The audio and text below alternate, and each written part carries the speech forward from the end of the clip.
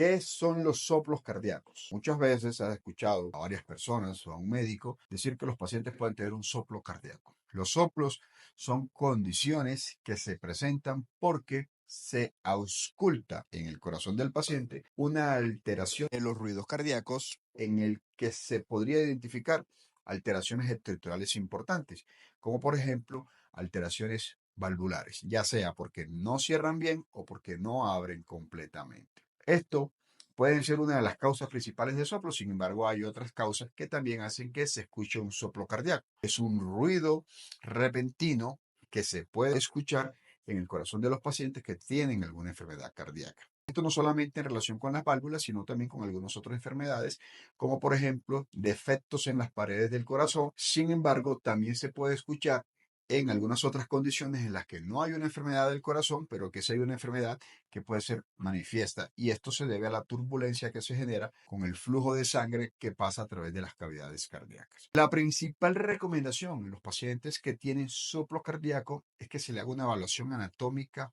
principalmente del corazón, en la que podamos ver el tamaño, funcionamiento, la anatomía de las válvulas cardíacas, y esto nos permitirá hacer un enfoque inicial y poder saber si realmente tienes una condición patológica en tu válvula. Tener un soplo no es sinónimo de requerir una cirugía cardíaca. Tener un soplo es indicativo de que puede haber una condición que no está adecuadamente en tu corazón y que no necesariamente terminará con una cirugía cardíaca y podría ser necesario solamente hacer un seguimiento médico.